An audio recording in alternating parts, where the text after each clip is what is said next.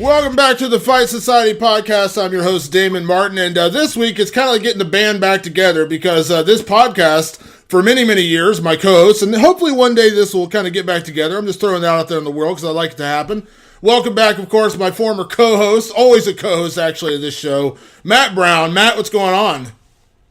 Not much, man. Just training hard, and I'm with you, man. We have to get back on the podcasting gig since life is changing nowadays. I know. We're going to talk about all the stuff going on. I'm going to say if there's one positive about everything that's going on, it's that. I'm excited. Maybe we'll get this podcast back rolling again because I know you're always a busy man. But man, we had some good times doing the podcast for a few years there. Yeah, I hope there's more than just one positive to it. There's a lot more positive things, but yeah, that's definitely one of the many good things. Yeah. So let's go ahead and tackle the elephant in the room, which of course, last week you and I talked. You have declared that your fight against Diego Sanchez on November 11th will be your retirement fight. I know you've kind of talked about this in a couple other interviews, but this is your podcast, this is your home. So kind of walk me through, man. What kind of led you to that decision? What was the was there an epiphany? Was it just something that just kind of came about? What happened? Well, it's a feeling that's been on my mind for a while. And, to be honest, if there was a scenario, if there was a opportunity where I could have retired before, I may have done that before, but the opportunity never arose. In the time I've taken, a good 9 months off, and I think by fight time it'll be about 11 months. I've explored other opportunities and coaching, and I really enjoy doing a lot of other things. And I realized that I have a lot of talents that go beyond just fighting. I don't believe that I have to just be a fighter my whole life. But I came back and fast forward now, and I'm came back and I'm fighting Diego. And in the camp, I've just kind of realized, that I love fighting. I love it to death. I'm stoked to fight, and I love getting to fight Diego, and I think it'll make a great retirement fight. But I don't have the type of hunger that I once had. I don't have, I think, the type of hunger that it takes to make a championship run. And I think that's I'm not in here to just fight for money or just fight just to fight. If it's not going to be working towards that championship, then I think it's best to find something else to do. Especially when I have a family and 3 kids, it's just too high risk and too low reward. The only real reward is money. Outside of you can talk about the glory and everything, but to me, the only reward is either a championship or money, and I'm not going to be fighting for money. So, I wouldn't say it was an epiphany, but it wasn't really an introspective decision either. It was more of just a feeling that I've had, and it's sort of a gut feeling, and I really fear retirement. It's something very nerve-wracking, something I'm really scared of. And that was probably what spurred it more than anything else, because, I want to chase the things that I'm afraid of and not duck and dodge them. And I'm more afraid of retirement right now than I am fighting. So that's a huge motivation for me. And I guess the way I feel right now is that once I get comfortable with retirement and I'm okay with that and I'm not afraid of it anymore, then that'll probably be the best time to come back to fighting. Yeah. So the door is not completely shut on potentially coming back, but it's got to be just like anything else, man. You got to have that fire. It's like, like if I got burnt out on writing one day and I just said, man, I'm just not into it. It just doesn't do the same thing it did for me at one point. I want to go do something else. And then I miss it at one point, and I finally realize I want to come back to it. Maybe is it something like that where you're not necessarily closing the door, but for right now it is kind of time to turn the page, so to speak. Yeah, I want to leave that door open, but I want to see what's on the other pages. You know, I've been singularly focused very intensely with my blinders on for close to 10 years now. I've been in the UFC, and I've had nothing but championship aspirations from day one. And right now, I don't feel like I'm on that championship path. I feel like there's a possibility that maybe I just peaked out in my career. I'm not saying that that's a fact, but you know, I believe that I have more to do. But in terms of the hunger in my heart, that definitely peaked out. Now, can it come back? I believe that it totally can come back. And when I feel that it has come back and I have the hunger to go on a championship run, then I'll come back. Until I'm prepared to have that sort of hunger and that sort of just intense focus on one thing, then I think it's best to retire. And like I said, I'm not going around trying to be a journeyman or beat up a bunch of journeymen or anything like that. I mean, I want to be at the top or not at all. Yeah. Is there any part of it, I can't remember who I had this conversation with a few months ago, but it was a great quote. Somebody said to me, like, I want to be done with the sport before the sport's done with me. You know, like, I don't want to be in a situation where people are telling me, man, you know, I think maybe it's time to call it a career. I don't want to see you get hurt. I don't want to see, you know what I mean? Like, was there any part of it, like, going out on your own terms, like, you know, making a choice? You're making a choice here to say this is going to be my retirement fight. And I also know from talking to you, you know, when you made the announcement, you said, you know, it's also, you know, kind of committing to it. You know, if you say it, you put it out there in the world, and you're committing to actually doing it, which is, you know, always part of the process. But was that part of it as well, like being done with the sport before the sport's done with you? Yeah, absolutely. I think that's a great way to put it. And I guess I didn't actually think of it that way until after I did it, and I'm like, man, you know, that's actually a good point. You know, the sport didn't chew me up and spit me out. I'm not. I still have the ability to be in there competing with the best. I still have the ability to be champion. I said, I just don't feel the hunger in my heart right now to commit to that. And yeah, I mean, you know, you hit it right on the head. I mean, I had to commit. You know, like I said, I'm very nervous and very scared of retiring. So I had to make that commitment that, you know, because I feel it, and I know that it feels like the right thing to do. It's a gut feeling more than anything else. And, yeah, I had to commit to it. I had to let that feeling be what it is, and I had to go with it. And I know myself, and I know that, you know, I'm going to go beat Diego up, and I know that I would walk out of that cage and say, I'm ready to go again. Let's go. And, yeah, I definitely would not retire. So I had to commit to it now. And, you know, I'm leaving the door open. I'm not pulling from my contract or pulling out of the USADA testing pool. So, you know, who knows? Maybe by December I'll be ready to come back. Who knows? I mean, you know, I'm not trolling everybody, but you know, who knows what's going to happen. Yeah, yeah. Well, I also think it's, you know, I mean, listen, you and I, we've talked about this on the podcast numerous times, you know, it's not very often when guys get a chance to kind of leave on their own terms. I mean, you know, George St. Pierre kind of did it, and even he couldn't stay away. He's coming back now in November, and, you know, he left as a champion, and, you know, Michael Bisping, like he said that, you know, there's a good chance he's going to retire. You know, if he beats George St. Pierre, there's a good chance he's going to retire. And I applaud that. Like, dude, because, you know, and I don't want to name names, but you and I both know this, guys who have, you know, just keep fighting, and it's almost like, you know, at some point their families are telling them to retire. Dana's like calling them and saying, listen, you got to stop. You know, like, I don't think anyone wants to be on the other end of that press conference where Dana is standing there saying, yeah, I think I'm going to have a talk with him and see if I can get him to retire. Like, I don't think anyone really wants that. So we rarely see a guy or a girl, for that matter, you know, kind of go out on their own terms where they make the decision and say, you know what, you know, now's the time.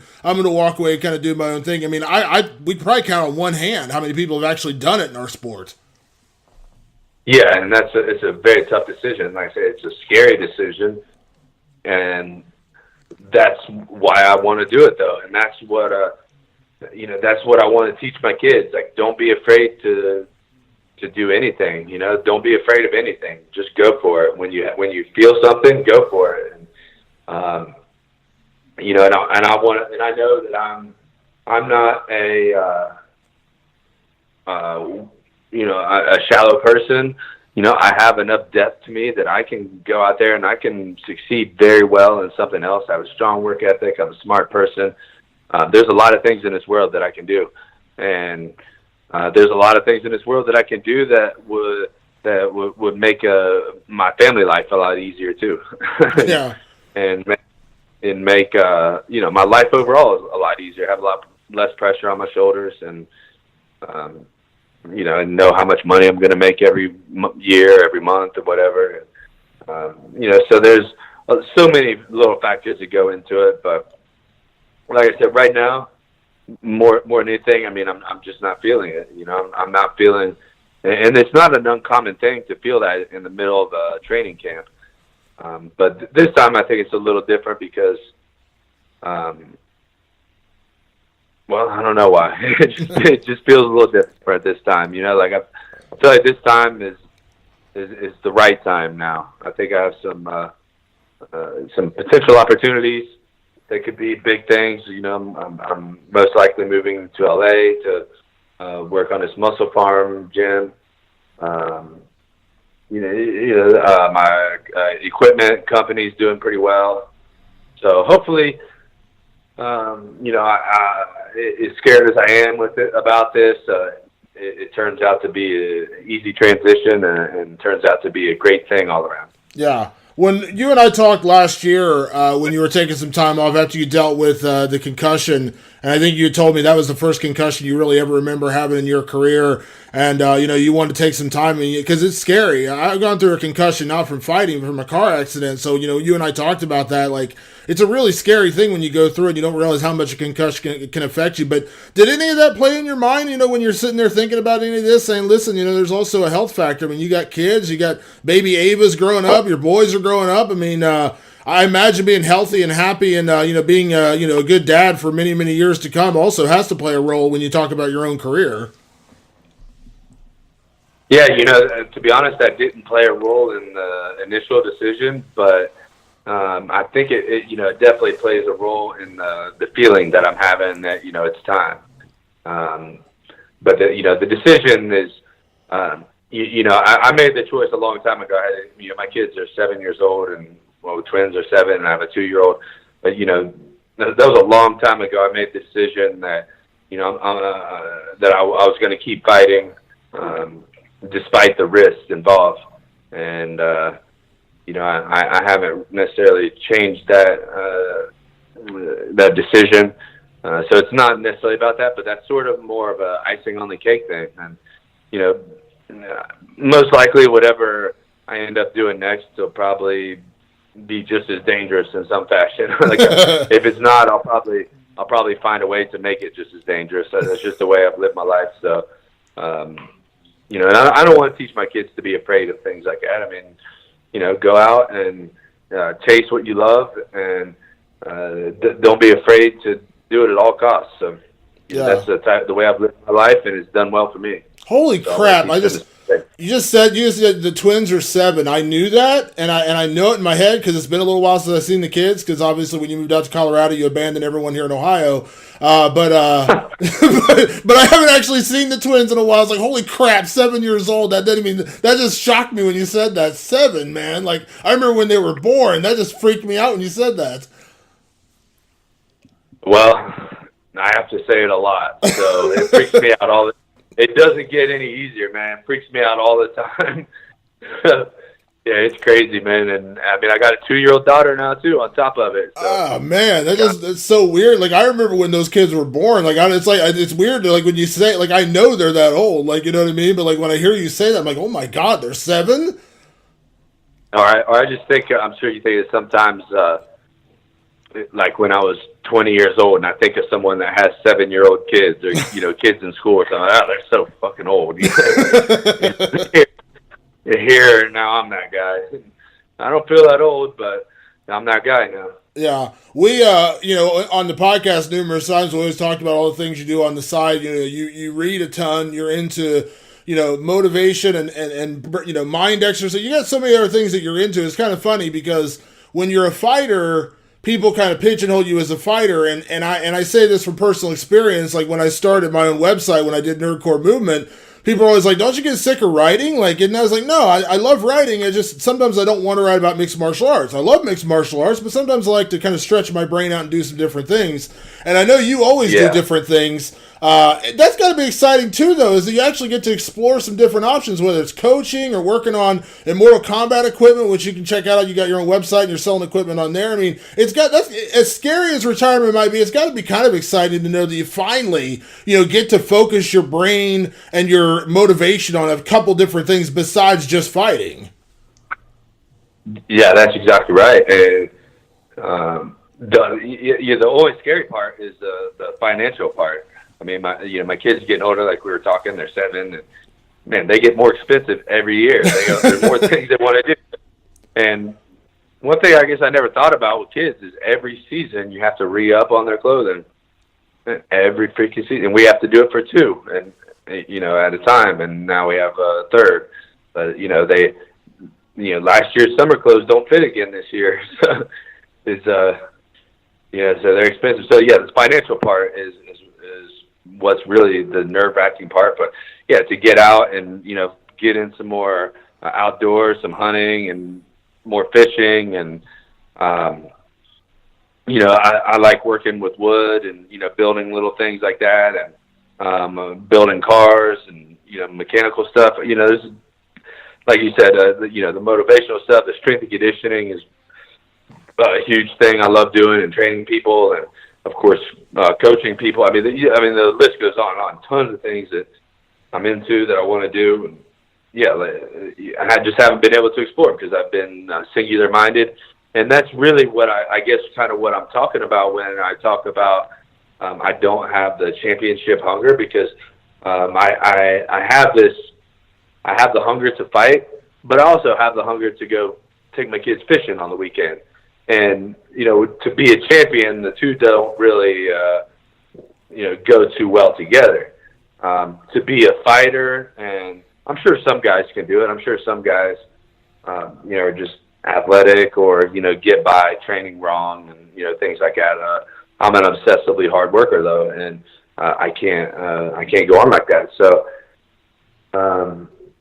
my mind isn't singularly focused right now. And again, maybe it'll get back to the point where it is, but right now it's not. And that's the whole thing we're talking about here, where that's where the big motivation comes in. And maybe even doing some writing and getting back to podcasting with you guys and things like that are kind of things running through my mind that as a champion or in pursuit of a championship don't need to be on a man's mind. Yeah. Well, it's kind of funny you say that, because in mixed martial arts, we don't have an off season. Baseball players, they may play 9 months out of the year, but at least they get like a 2-month break after the season's over, where they get to go on vacation and just kind of literally get their minds off of baseball for a couple months. Football the same way. They play for 6 months. They get a few months off where they get back into camps, and you stay working out, but it's a different mindset. But there's not that mixed martial arts, and you really don't get the downtime. Like, I know even in this time you've been off over the last 9 months, like I follow you on Instagram. I talk to you often enough. You're always in the gym. It's not like you just suddenly decided I'm gonna take a 2-month vacation. Like, you don't have that luxury as a fighter, even versus other professional sports where there's a little bit of an off season. Like, there's no off season in fighting. Yeah, sort of, I guess, and that's kind of the common thinking. I'll tell you this: I think there's a lot of guys that are taking a lot more time off nowadays, though. I think you're seeing that more and more, where guys are taking longer breaks in between fights and enjoying some of those things on the side, which, again, I'm a very obsessive person, so I have a hard time doing that. And I think that was, I think George St. Pierre, I think he was in that same boat where he was, overly obsessive about it, and I think it burned him out. At least, from the outside looking in, that's kind of what it seems like. And that's exactly it, man. Let's just, maybe we can enjoy life a little bit and take a little break and maybe it'll be a break or maybe it'll be retirement. For right now, I plan on it being retirement, but it may just be a long break. But, the thing is, I just took a long break. So that to me is retirement.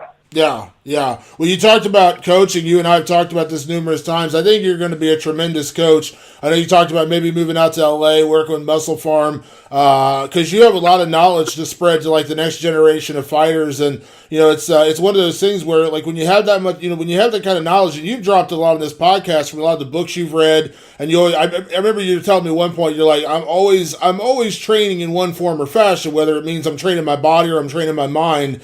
And I think that's something you can pass along to the next generation of fighters because you've seen it all. I mean, you've been through the highs, you've been through the lows. You faced every kind of opponent you can face, physically and mentally. And I think that's something I think is I know you have interest in coaching, but I'm telling you right now, I think you're going to be a tremendous coach. If that ends up being one of the things you dedicate yourself to, I think you'll be one of the best in the sport. Oh, absolutely. And I think I'll probably be a better coach than I was a fighter. I think that's really a skill that I'm going to focus on developing. And the thing with the coaching is it's not something that I want to it's something I want to do right away.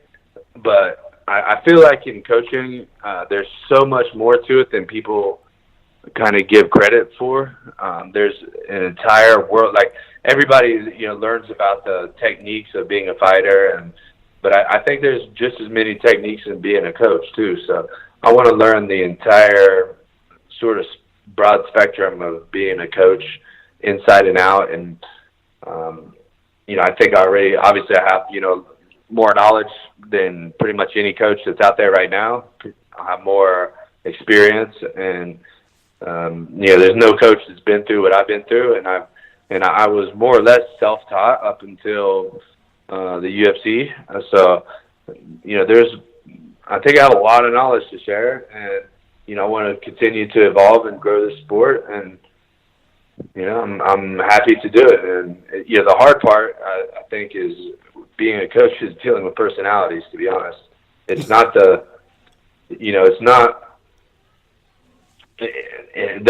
that's the biggest problem with being a coach because it's not the techniques that are hard, and it's not the game planning, the strategy, the mental side.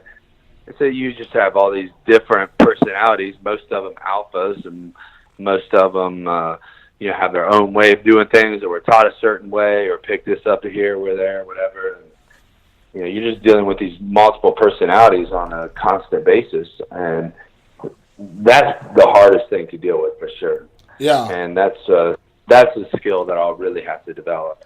Yeah. Well, you've seen it, because our sport is still so young that we haven't seen, that many fighters. I mean, a lot of fighters own gyms, but that's a different animal. But actually coaching is a whole different thing. But we've seen it in more recent years, like a guy you work with, Dwayne Ludwig, where he was a great fighter, but he's become a tremendous coach. His knowledge is just, out there. And then you look at Justin Buchholz, who I know just recently fought, but I mean, he's turned into a tremendous coach for Team Alpha Male, and their whole team is now just ex-fighters coaching, like Danny Castillo and Chris Holdsworth, and like all those guys bring that knowledge of, what they did in the cage, but also the knowledge, and they bring it to coaching. And I think we're starting to see more of that, where guys are transitioning out, and they're not just owning gyms, they're actually becoming really good coaches. And I think that's, hey, listen, I take nothing away from the Greg Jacksons of the world who, didn't necessarily fight, but they're tremendous coaches. But there's something to be said for having that experience, inside and outside the cage that you can bring to a fighter and help them get ready for competition, whether that's a guy who's 1-0 or a guy who's, going for a UFC title. Yeah, and it's a double-edged sword, too. Not all fighters are going to make good coaches, that's for sure. And not all coaches were good fighters. So it's definitely a double-edged sword. And the other side is, a lot of fighters are biased towards, what they did or what they do, right? So, I think that's where my biggest advantage is. I've had so many, I've been exposed to so many different ways, and I've been to so many different gyms, and obviously I have, tons of fights, as many as just about anybody in the UFC. There's only a few people ahead of me on the number of fights. Yeah, I think I bring a lot more to the table, and I've studied, a lot of the science of this stuff, and bringing a bit of a different perspective. So I really look forward to that side of my life, and I'm really excited to do that. When I coached Jesse Taylor for the Ultimate Fighter finale, man, that was a great experience, and he's just one of the greatest guys to coach. He's the type of guy you could tell him, hey, run on the treadmill, and you come back 24 hours later and he'll still be on the treadmill. So you got to make sure that you tell him, okay, get off the treadmill now. But he's just that kind of guy. That good, that open of a fighter, and man, what a great camp that was, and to give back like that was one of the greatest feelings ever. So that was probably a little bit of some of the motivation for this too. I mean, what a great feeling giving back like that. Yeah. Well, that's the other thing. When you become a coach, you're not only building fighters, but you're building people around you. It's like, every time I talk to one of the guys who trains at Jackson's, even though that's such a big gym, they always talk about how it's still a family. You know what I mean? Like, there's some people who go there and it just doesn't work out because they just don't fit into that mold.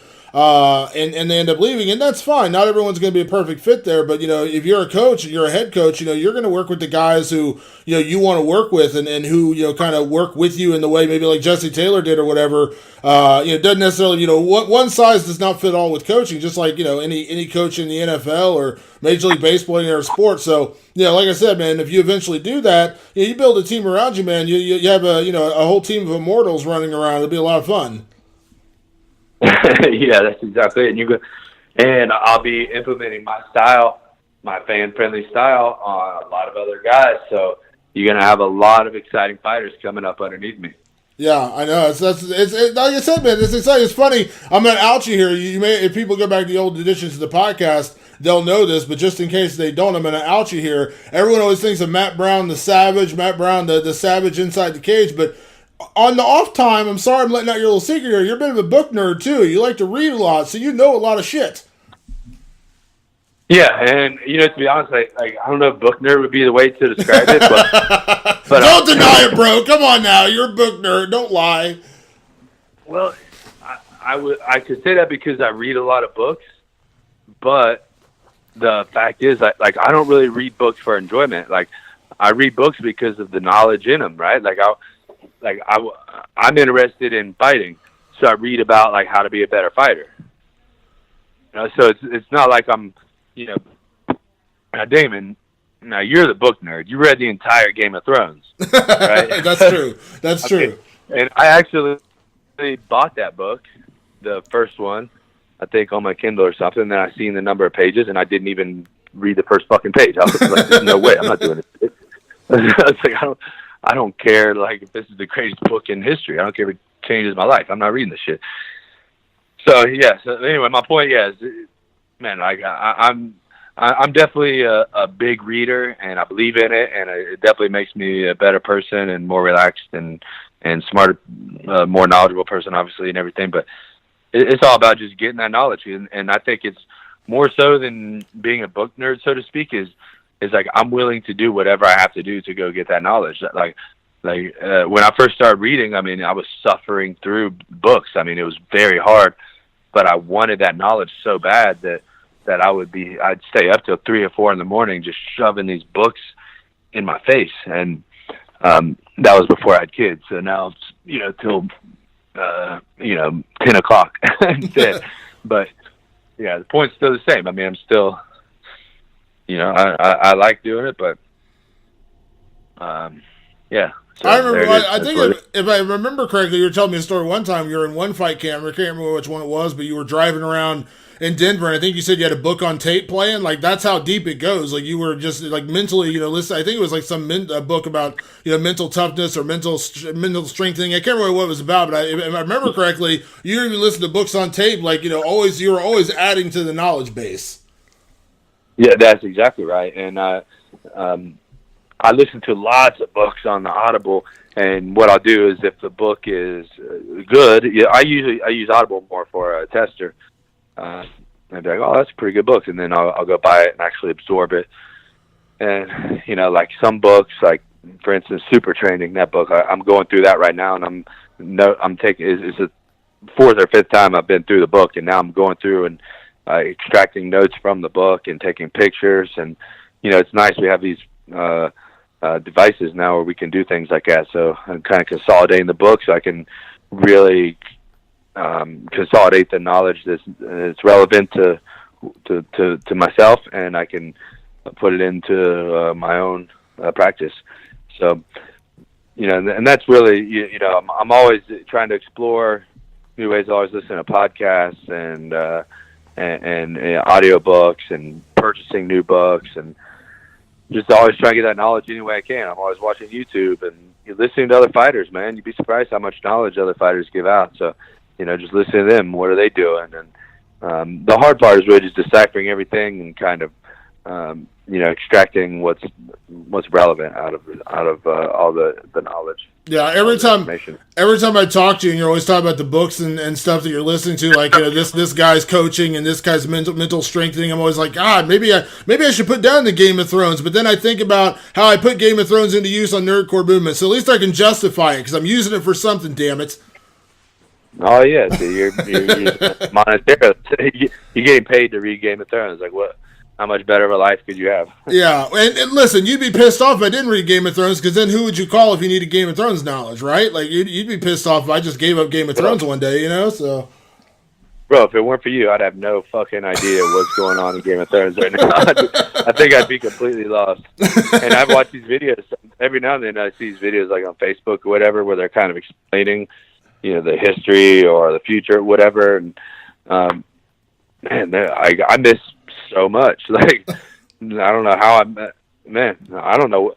Even though I know what's going on, it's like I don't even know what the hell's really going on. This fight November 11th, man, I'm coming down for it. I can't wait. Everyone's going to come down and know, you got family from north and south coming up this fight. And talking about a great guy to go out with, man, Diego Sanchez, another legend, a guy who's kind of built his career in a lot of the same ways you have by going out there and just putting on wars and fights, the fans love to see. I mean, this feels like, not to say you have to handpick the guy you're going to go out on, but man, this seems like the kind of fight. Like if you're going to go out, if you're going to call it a career, and this actually is, retirement, man, there's no better guy to go out with than Diego Sanchez. Yeah, I was thinking the same thing. So I think it's going to be fireworks, and I think it's going to be an amazing fight. We're going to go out there. We're going to. What are we going to do? We're going to try to knock each other's fucking heads off. We talked earlier about the whole, being done with the sport before the sport's done with you. It's kind of funny. I'll say it's not funny. I don't want to say it's a joke by any stretch of the imagination, but, you're making this choice going into this fight saying it's my retirement fight, and, you're committing yourself to it. There have been the flip side of people saying that Diego should, think about it. He's kind of suffered through, kind of a down part of his career. And now he's bouncing back up to 170 against, obviously, a savage knockout artist like yourself. I mean, take yourself out of the equation a little bit. What do you think about Diego going into this one, man? Because there's going to be the people who say, like, you're retiring of your own choice. You're saying, as I said, you want to be done with the sport before the sport's done with you. It almost feels like, correct me if I'm wrong, maybe it's a little bit the reverse with Diego. Like, the guy just, he has no quitting in him, and I love that about him. But, at what point do we sit there and say, man, maybe you should think. I don't know. What do you think? Am I wrong? Am I off base on that? No, I think you're right on. I think Diego's time for him to retire, and I think I'm going to retire him. And I would ask. I don't know if I'd ask. I think Diego should retire on the same night. I think it'd make the fight even more historical and memorable, and I think it'd be awesome for both of us. And I think we'll have a great fight to both go out on. And the time definitely seems up for him, I think. And he's had a great career, and unfortunately for him, he's bounced between lots of weight classes. He's fought for the title. He's done everything that he can do, and I can't imagine him really believing that he's on his way back to a title. So, yeah, what's the point? So I say, let's go out together, Diego, and let's try to, let's just go out together, man. Let's go out with a bang and let's do it together. Yeah, I agree. Yeah, talk about what a hell of a way to go out, man. Two legends of the sport, like I said, man. There's so rarely do you get an opportunity like that. And I love Diego, man. Great guy, fierce competitor. But like I said, the time comes for everybody. There's no shame in that. I mean, that's just that's the nature of athletics, man. You can't go forever. Yeah, that's exactly it. And yeah, Diego's a great guy, man. I've met him a few times, and I think we've always looked at each other like we have met each other a few times, and we've always looked at each other, sizing each other up, knowing that the day is going to come. We're going to war. I was always wondered if it ever happened because he kept going back down to 55 and 45 and, all these different things. And so, now our paths have finally crossed. And, I don't see him going back to the title no matter what happens in this fight. So yeah, man, I think we should do it together at the same time. I think it'd be historical, memorable. Yeah. I've never seen two fighters retire on the same night. So. Yeah. Now I always ask the hard hitting questions, so I'm sure this will be one of those ones where you really have to dig down in your soul to find the answer for it. But I'm totally joking. So have you thought, because potentially this is the last one? Have you thought about the walkout song for this one? And the reason I'm bringing it up is because obviously our mutual friend Jamie Josta wrote a great song for you, which I still play, and obviously I've been on Josta's podcast. Great guy. I will not lie and say that every single time I'm in the car and Avenged Sevenfold, Hail to the King comes on, it takes me back to that moment with Eric Silva. I will never forget that moment, Cincinnati, Ohio. I know it's one of your favorite fights. So have you thought about that? I know the walkout song sounds stupid, but I do know that is something that for some fighters like yourself, it actually is kind of an important part of the process. Yeah, I've thought of a few different things. I haven't really decided on one yet. Yeah, man, there's so many different ones. You got any suggestions? I'll tell you what, we were going to talk about this anyways, dude. I think you can find a Mastodon song. Just switch it up, man. Mastodon's like your favorite, one of my favorites. I don't know one particular track I'd point to, and I know they're not, typically that kind of like, pump your fist, like run out to the cage kind of metal. They're a little different kind of sounding metal, but I love Mastodon, man. I think it'd be different. Switch things up a little bit on people. Yeah, yeah. I just can't think of a Mastodon song that would fit though. Is the only thing. Because like you said, they're definitely not the pump your fist metal. They're not the hate breed type chanting the verse or chanting the chorus type song. You know what I mean? Like they're definitely like a creative, unique brand of man. They're hardly even metal anymore. Like they're like hard rock, like experimental. This new EP they just released. I mean, that's not a metal EP. Like that is a fucking rock and roll, like experimental. I don't know, man. It's got like everything from like the Bee Gees to fucking Guns N' Roses in it. They just. I mean, they're so creative and. It's cool to see how they've kind of went from, just a pure hard metal band back in the day to this monster that just, writes amazing songs that are accessible to the regular people, but us old timer fans we still get what they're doing and understand it. But for a walkout song, I don't know if they're going to work. I thought about the other day I was listening to Converge, and they had this song. I never even heard it before. It's called "All We Love, We Leave Behind," and I actually thought about that one. So, but we'll see how it goes on the day, man. Sometimes I wait till the last minute to even decide, but it's got to be. Usually, it's one of those things like you just know it when you hear it. Yeah. It's funny you said Mastodon, their new EP. We were talking about that before the podcast. I like it. I love it. Like I love the transition they've made and some kind of different sounds. Have you heard the new All That Remains? Have you heard that album? Yeah. Not a lot though. I have it downloaded. This Apple Music and Amazon Music these days, we can listen to everything any day. So yeah I do have it. Haven't listened to it a ton. But yeah, what about it? Well, see, I like it to a point, but like the way they've changed, like they do a cover of Thunder Rolls, the Garth Brooks song, which is just that was awesome. Yeah, so but like you didn't like it? No, I like it was just such a random choice. Like it was just such a random choice. But like some of the things that All That Remains has done in their changing of styles, I haven't liked as much. Not to say I don't like some of their songs, I do. I would say that I still like more of the older All That Remains than I do the newer stuff. Yeah. But I wouldn't say that with Mastodon. Like, I still love the old stuff, but like some of the new stuff, it's like it still clicks with me. Like that last album, like even the radio track, which a lot of people would say was maybe their most radio friendly song, which is fine. But like the news, like even that EP, like it's different and it doesn't sound like the first Mastodon album, but I still love it. Like it's weird. I don't get that same feeling with All That Remains. Like I like it, but I don't love it. With Mastodon, it's like I can listen to the new stuff or I can listen to the old stuff. I love them both. Yeah, and I think All That Remains is a great example where it's to me what it feels like is like there's All That Remains changed.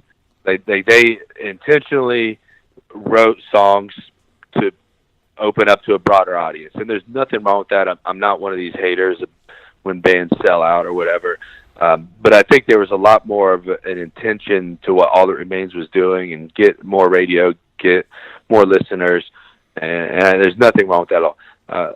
Mastodon evolved. They didn't change, right? Like you can go through every album and hear the evolution.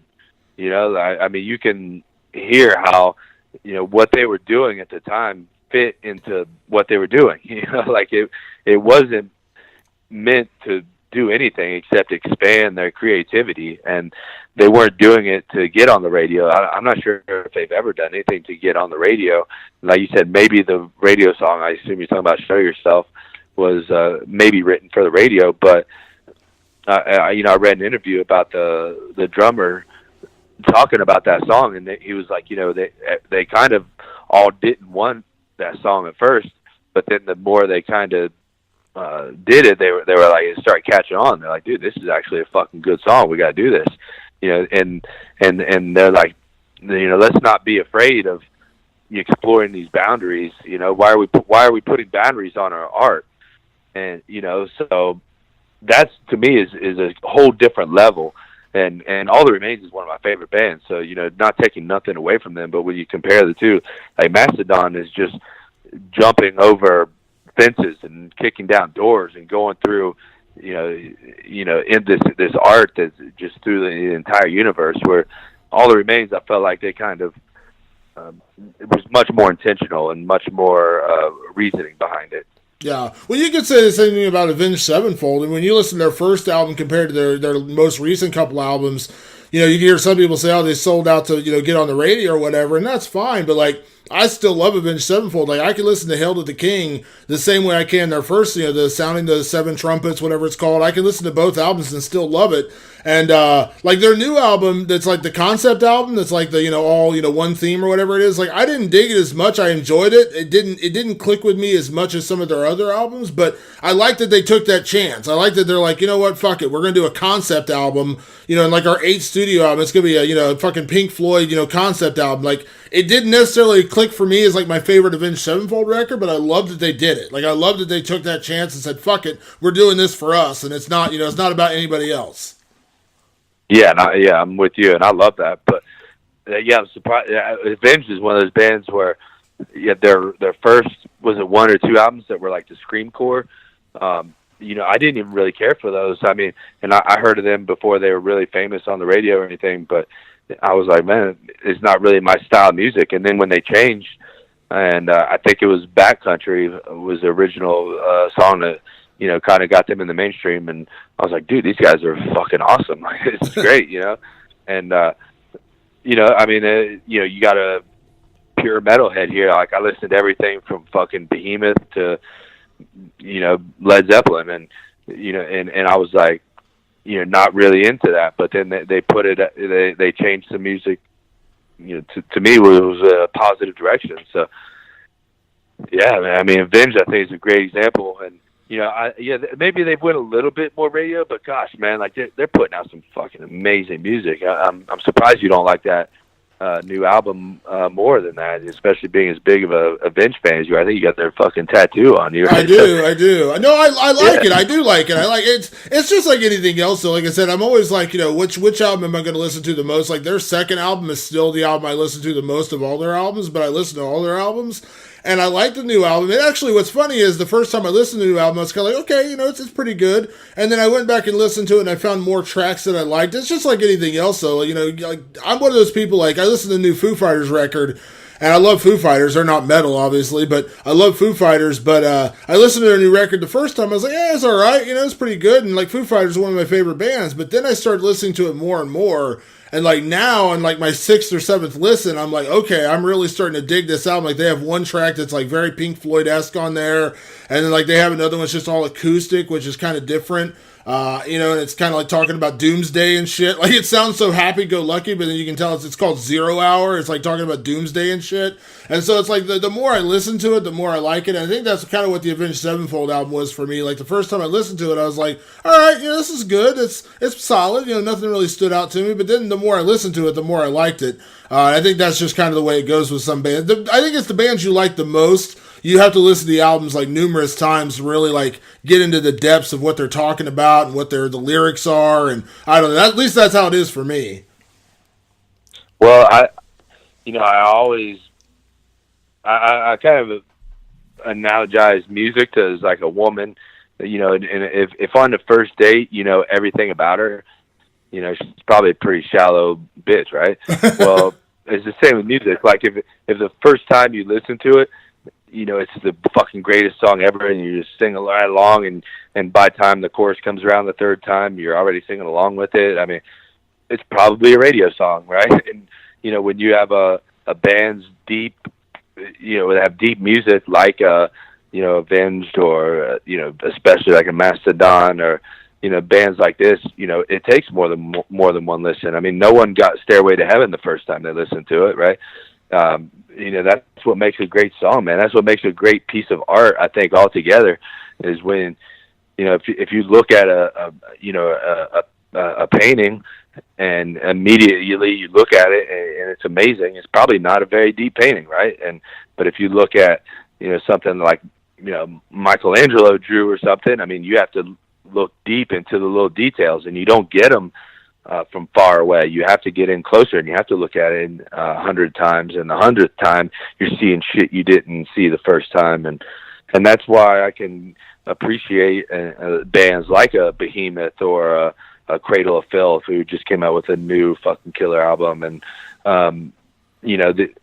there's so much depth to it, and it's much more than just a I don't know, just a something just to hear once and sing along and with your kids and shit. There's some depth to it, and that's the same thing you want in a woman, right? Like you want to be able to talk to her fucking 20 years from now and like maybe learn something new, right? Or still have a stimulating conversation about it. That's what makes great music. Yeah, absolutely. Let me just pile on all the other shit you can do after fighting is done. You could get a radio show, man. Do just a fucking metal hour and like program your music, dude. I guarantee there's a radio station or Sirius XM or somebody out there that fucking kill to get you to pick some music and do like a metal show, dude. I bet you'd have a blast doing that. I'd fucking love to, man. That'd be a really awesome thing. So if anybody out there is listening, serious, everybody, like, metal show would be awesome. I've listened to enough that I should fucking have one. Yeah, dude, and that's you stay up on the current shit. You talk about Cradle of Filth. I knew they just had a new album come out last week. I haven't had a chance to listen to it. Like I knew it came out, but I haven't really listened to it yet. So it's like because I was waiting for that Mastodon EP to come out, even though it's only like 4 songs. That was the one that was kind of like on my radar more than anything. But yeah, Cradle of Filth just came out with the new one. I kind of forgot about that. So see, you're on more on top of shit than I am. Well, I got another one for you too. About Arch Enemy just came out with an album this week too. Did they? I didn't know that. Yeah, man. And I haven't got a chance to dig deep into it yet, but on first listen, I was like, yeah, that's fucking on point, man. Nice. Yeah, I remember you saw them here in Columbus, didn't you? Didn't you say there was like nobody at the show? It was like a real small concert when they played here? Yeah, there's probably, I don't know, fucking 100 people there. Oh man, they're a good band too. It's kind of disappointing. Yeah, they're more. I mean, they're definitely more of a even within the metal scene. I think it takes a certain type of person to like them a shit ton, and especially enough to go watch them live. And over in Europe, they're selling out arenas. Europe's different. When it comes in terms of metal, and they're over there selling out arenas over there where people respect their technical skills a lot more, because they're a very technical band. And I've liked them since the beginning. So I don't like the new singer quite as much, but they're still out there fucking killing it, man. I look forward into digging it deep into this new album and seeing what it brings. Yeah, that's like Meshuggah. Like Meshuggah plays in the States and they do solid shows over here, but then if you go see them over in like Sweden or some of the places in Europe, they fucking sell out arenas over there. So it's just like, everyone's got their own kind of acquired taste. What sells in America doesn't only sell in Europe and vice versa. Yeah, that's exactly right. Meshuggah's a fucking great example. I mean, goddamn, you talk about a band that you have to dig deep into. First listen, I mean, these guys, never really sound that good, but God, the more you listen to them, you're just blown away. I mean, their technical prowess is out of this fucking world. Yeah, they're amazing. They're amazing. They're one of those bands that I heard the first time. I was like, okay, they're pretty good. And then, like, you just continue to listen to it, and like you said, it just keeps getting deeper and deeper the more you listen to it. Yeah, it's a fucking rabbit hole for sure with Meshuggah.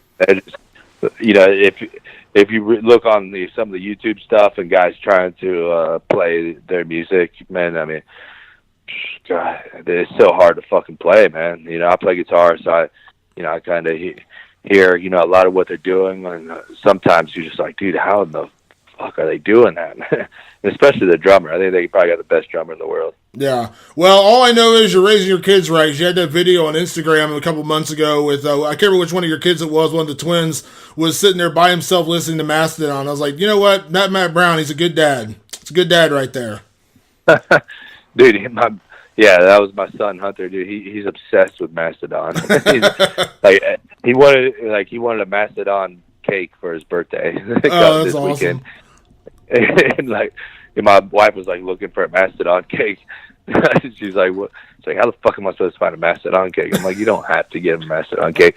But Mastodon was here just the other day. He's like, "I want to go to the concert." And almost got it to be the first concert, but my daughter was having her birthday, so I didn't get to make his first concert Mastodon. So plenty of time though. He's young. He's got plenty of time. He's got plenty of time. So he loves Mastodon and Iron Maiden. Those are his two favorites. And then my other one, his favorite is Ozzy, and I think just Ozzy. Really, he really loves fucking Crazy Train. That's all the moments when you're a proud father, when you're like, well, so what made you cry the most as a dad? Was it their first steps, or when they said dad the first time? It's like, man, when I walked down, he was listening to Mastodon on his own. It was a really proud moment for me. I gotta admit, that was a very proud moment. I was like, yes, I did it. I've accomplished my fatherly duties, and I can sit back and rest now. I love it. All right, bro. I'll let you get out of here, man. I know it's kind of late for you. I want to, get you out of here. Obviously, I'm sure we'll talk again before the fight. Obviously, I'll be down at the fight in Virginia, but I want to get you on this week with all the news and everything. We'll get Lober back on. We'll get the whole band back together for the podcast before the fight. But, man, enjoy training camp. Enjoy this one. And, we'll catch up in a couple of weeks. We'll get you back on. We'll talk about some other shit. And I know you always got thoughts of other shit going on in the sport, so we want to get your thoughts on that stuff too. So, and then, like I said, hopefully, man, like to get the podcast going again one day, man. It's not the same without you. Yeah, I think after the fight, we'll have to start ramping things back up. I love it. All right, bro. I appreciate it as always, man. We'll talk. We'll talk off the air, but we'll get back on the podcast again before the fight at some point. We got 2 months, so we got some time. Sounds great, brother. All right, man. I'll talk to you after a while. All right, later, man. Later. There you go. Matt Brown back for the attack here on the Fight Society podcast. Obviously, it's a big couple months for him as he leads into his retirement fight.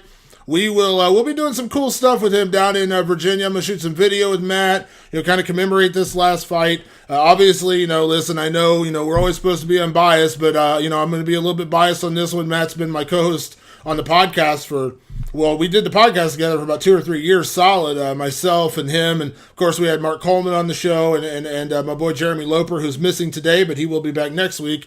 But, so we're going to be doing some cool stuff with Matt leading into the fight.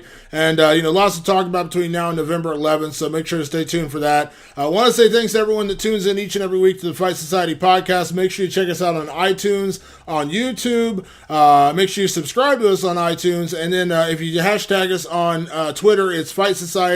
And you can find me at Damon Martin. You can find Matt Brown at I Am The Immortal on Twitter. And we will see you guys in 1 week's time as we gear up for UFC 216 in Las Vegas.